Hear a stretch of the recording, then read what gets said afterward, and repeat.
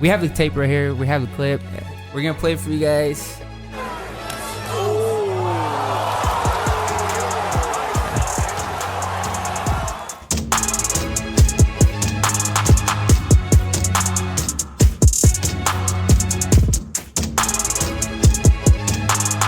All right, welcome Sportsaholics to another session of our podcast. We have a special guest with us today, Ronny Rios, fighter out of Santa Ana, California. Ronny, thanks for being here with us today, man.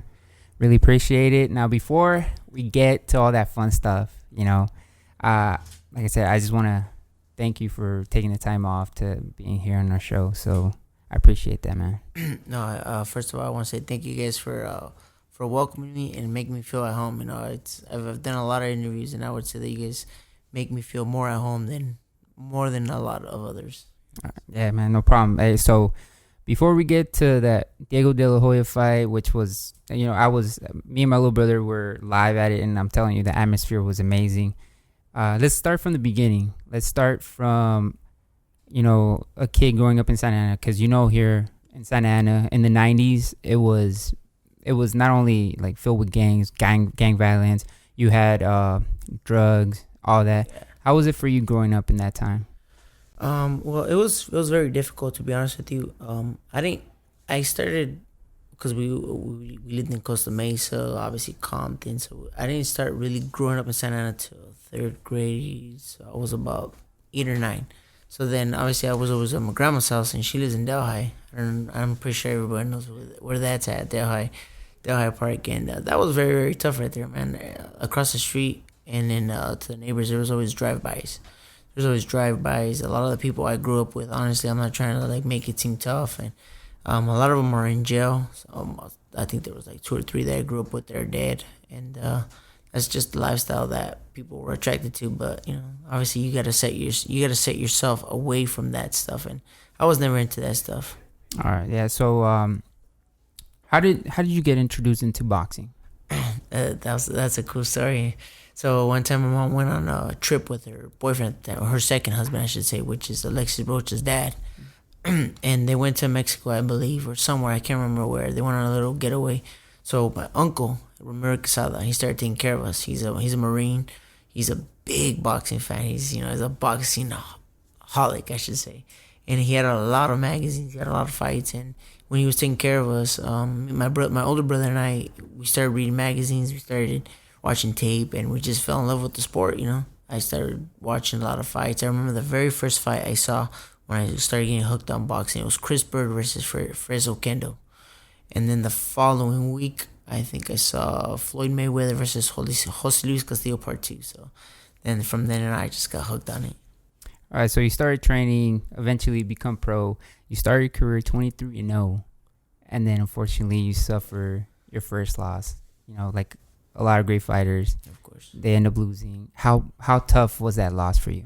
and that loss was very, very tough, especially because in the amateurs, I only found the amateurs for 4 years, and in those 4 years, I racked up about 62 wins or 6 losses or something like that. So I wasn't really used to losing. Even in sparring, when I lose, I get very upset. So when I first lost my world title, when I first lost my first professional fight, it hit hard, man. It was hard, especially when you read stuff, and then you start seeing tapes and stuff. It was very, very hard for me mentally. That was probably the hardest thing I had to come back from. All right, so eventually you do come back, and you open for I say pretty much the event of the year, which was Canelo versus Cotto. Yeah. And you opened the pay-per-view for them, and Mexico versus Puerto Rico, Yeah. big rivalry. But you're also fighting a Puerto Rican, which is undefeated, and he's Jason Velez, Yes. and he's undefeated. And again, you're the underdog. What was the game plan going into that fight? And did you feel at the time, hey, I don't feel like the underdog. I feel like I could beat this guy. No, at first I was very hungry that day, and the game plan for that fight was to make him feel uncomfortable, because obviously he was taller than me. He had a long reach. He had a longer reach than I did, so it was just making it awkward for him, and just keep going forward, putting our punches together, and it paid off. So you end up winning the WBC silver title, and eventually you get a crack at Ray Vargas for the WBC champion. Again, he's undefeated. What was the game plan going into that fight?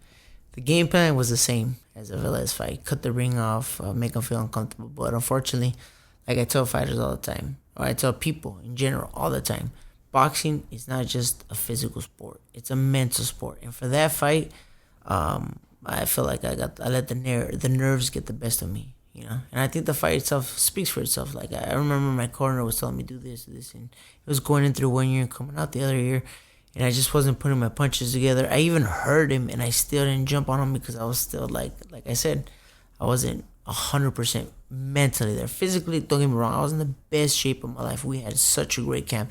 It wasn't until like the last press conference where it started to hit me. I was just like, I remember how I felt the nerves.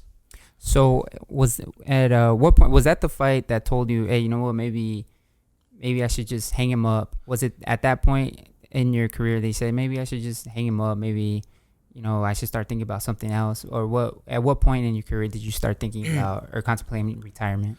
Oh, it's kind of weird because when I remember I was coming down the steps from that fight, and I remember I was just like, I can't, I don't see myself. Like, I just wanted to go hide underneath a rock. I just, you know, that commercial, Want to Get Away? That was a perfect example. And I was coming down, and people in the audience were like, oh, you won that fight. You know, in my mind, I knew I had lost. You know when you lose and you know when you've lost. And I knew that fight I had lost. So I remember I didn't want to do nothing with boxing after that fight for a while. And everybody was telling me, like, no, you need to get back in there. You need to get back in there. You know, get back up. And honestly, I didn't want to be in the sport. I didn't want to be in the ring. I didn't want to be in the gym or nothing. So I kind of pretty much just forced myself to do it. So you kind of took like about a year and a half off. About a year. About a year and a half. Who was the biggest motivation for you to come back and say, hey, mate, let me take another crack at this. Maybe I could, you know, still continue to box. I mean, you always want to use people to motivate you, but and I will say that I did this for my son, my little boy. I thought to myself, I remember I was laying down, and I was just like, you know what, I want to leave. If for whatever reason, when we're not here anymore, I want to leave behind a legacy that my son will be proud of. So I was like, okay. But at the same time, you also want to do it for yourself. So I can't sit here and say, oh, I did it all for him, because I also did it for myself. Like I told my coach, I told my wife, you know what? I was like, I want to fight again. And when I come back, I was like, I'm going to be super selfish. Like, and my wife was like, what do you mean? Like, I don't want you to tell me, hey, let's go over here, let's go here. And I have been like that since I came back to boxing. I put working out first, you know, and I know people are always saying like, oh, you're a family, you're a dad, you know, this and that. And I always tell my wife, you know what, I have to be selfish. So when people always invite me and my wife, I have to say no. And unfortunately, some people don't understand. Some people get mad, especially you guys know the Hispanic culture. Oh, you didn't come over? Oh, no one needs this. Like, oh, they're going to hold grudges. Exactly. And they're not going to invite you anymore. They're going to, oh, he thinks he's all that. No, but it's not like that. It was just like I told people, you know what? I have to do this. I need the rest. It's not just all about the training. It's about the nutrition, the rest, you know, everything, you know, mental side, professional, physical side. Exactly. So you work out Monday through Friday. Sometimes Saturdays too. Yeah. How many hours of work do you put in there? I mean, all in all, if you were to put it all together, probably about anywhere from 3 to 5. Dang, that's a lot. Yeah. All right, so let's get to the fun stuff. Diego De La Hoya, Ronnie Rios. Right from the start, you could sense that, hey, I want to knock this guy out. He wants to knock me out. I want to knock him out, and you could sense it at the face-off. When you guys faced off, you could tell there was just tension. And like I was saying, he said, hey, I've never heard of him wanting to fight me until now. And you said, hey, I've been wanting this fight for a long time. Yeah. So can you tell us that story of how all that went down? Yeah, so I guess one time they had told us, I think it was in 2017, where they're like, hey, they want to match you up against Diego De La Hoya. And you guys know me, I never say no. So I was like, all right, just give him the proper time to get ready for a fight. I'm not going to take a fight in 3 to 4 weeks. It has to be 8 to 10 weeks. You know, obviously you need to get in shape physically, you know, all that stuff. So I said, yeah, I'll take the fight. And I remember like 2 or 3 days, came back and they're like, oh no, they said no. And I was like, all right. So I don't know if his corner or his manager had mentioned it to him. So at the end of the day, I can't say he's lying. He knew because I don't. I don't know if his manager passed on the news to him. All right, so you guys make weight. You guys eventually face off again, but you didn't want to face off. What was that about? It was funny because, like I said, we had studied Diego for a long, long time. We had studied everything from his interviews to his face-offs to his fights, and we noticed that he likes to build himself up at the face-offs. He likes to get in your face. He likes to irritate you. I think we felt that going in, if he irritates you, he's gonna feel more confidence. So my coach, wasn't my idea. My coach said, hey, we're gonna take that confidence away from him. And I was like, okay. And he's like, but you gotta do this. I was like, okay, what is it? He's like, when they ask you to face off, just walk away. And I was like, all right. He's like, are you gonna do it? I was like, yeah, you're telling me to do it, so I'm gonna do it. Like, all right, the day of the weigh-ins, don't go against the game plan. So I was like, oh, I'm not gonna go against the game plan. So sure enough, when they were like, okay, face off, I just walked away. And I remember, I forgot who it was. He's like, no, hey, turn around. You have to face off. And I just looked around. I was just like, nah, man, I'm freaking hungry. I'm taking off. And I just walked out the stage. Yeah, I saw that. A lot of people on YouTube was like, oh, he didn't want to face off because he's scared or this and that, or, but at the end of the day, like you're saying now that, hey, it's the game plan. Yeah. And eventually, if that was the game plan, it worked for you. It worked for your favor, So we go to the fight, and in the second round, you rocked him with that right hand, and he wobbled. At that point, did you think, hey, I could stop this guy right now, or I could stop him in this fight? No, that never crossed my mind. My mind was always just keep chopping him. Holistic game plan. In my mind, I was never saying, oh, I can stop him. No. My mind was always like, you gotta stick to the game plan no matter what. Because in boxing, one punch can change the entire fight.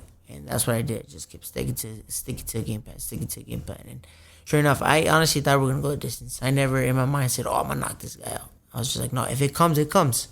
But sure enough, we trained very hard, during the whole training camp. We were putting our punches. And we weren't putting our punches together like a lot, like I was in the past. We noticed that if I threw 2 to 3 punches, it was more effective than throwing 5 to 6 shots. Okay. Any particular sparring partners that you used for this fight? Yeah, we used a lot. We used I forgot how it was. I don't even know him by his nickname, Panchito. Oh, okay. Yeah, Panchito. He's fighting for the title. I think this week or next week. Next week. Oh. Against Navarrete. Yeah, we sparred him. I sparred Rocky. Yeah, he fought that same day I did. I fought him, and he fought at 130. And then I fought this other Colombian guy. He's undefeated. I forgot his name. And who else did we spar with? No, we just sparred with Chris. I think that was it. Yeah. Well, yeah, Rocky. Unfortunately, he was the one that suffered his first loss, man, and he was like a high prospect. Yeah, he was so high. I remember when we sparred. Oh, we were gonna spar. The WBC came. Like everybody from like the office came. They started recording him, and I was just like, they're really on this guy. Yeah. And that's boxing. One punch can just change everything, man, and that's what I'm saying. So, when you look at Diego De La Hoya, was he everything that you expected him to be when it came to the fight? What was his power there? Did you feel his power? Were at any point at the fight were you hurt? I felt it in the 4th or 5th, I believe, where he hit me with the hook on top of the head. It wasn't like a hard shot, but it was like I was like, oh, I can't get hit with too many of those, because obviously if you get hit consistently, it starts to wear on you. Exactly.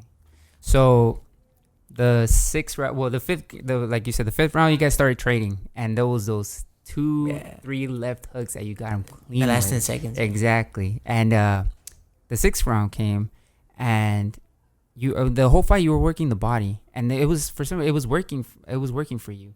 The 6th round came, and that's when you connected that left hook. I think it was the left hook to the body, and then that uppercut, and it just. We have the tape right here. We have the clip. We're going to play it for you guys. And Ronnie, you tell us. All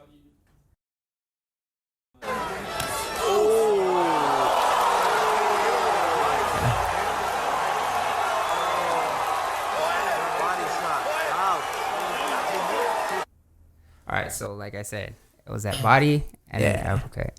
Like honestly, like during the fight, you're so in the zone. Like I saw the tape again yesterday, and I was like, damn, I threw a lot of uppercuts. Like I never knew I threw that many uppercuts, but my game plan's always to work the body because obviously I know from experience like you can get hit repetitively with the body shot and you're like, oh, they don't hurt.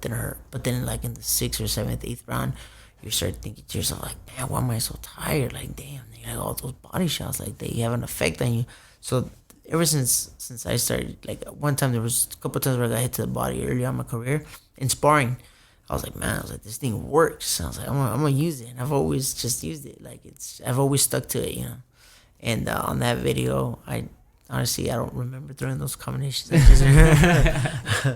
just remember when he fell. I was like, I was shocked. I was like, oh shit! I was like, what the hell? You can see it in your face when he goes down. Yeah. You go to your corner and you're like, oh, which way do I go? Yeah. You went to the other corner. It was until my corner man Caesar told me, he's like, oh, the other corner. So I ran to the other corner.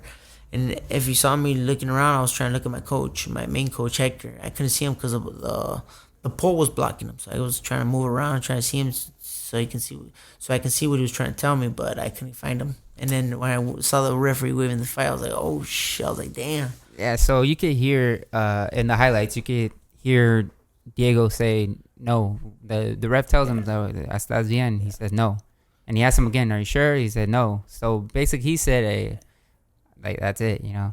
So when you look back at it, how did you feel? Like how when a fighter wins a big fight that you're an underdog to, how does that make you feel? Especially like in your situation, comeback fighter, almost about to hang it up.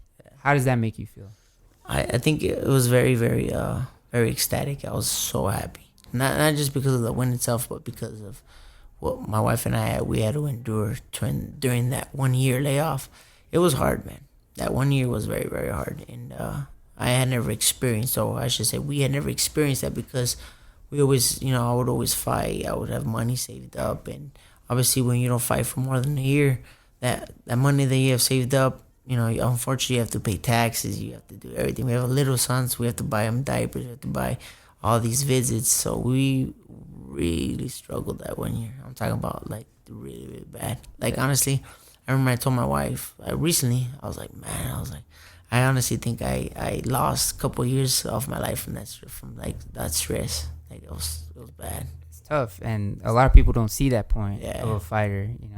They just they see like the glamour and the money. But they don't see the downfall of it either.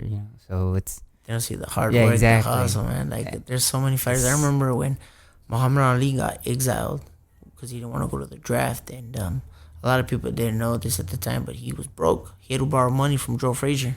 That's how broke he was. Oh, I didn't know that. That's crazy. He had to borrow money from Joe Frazier.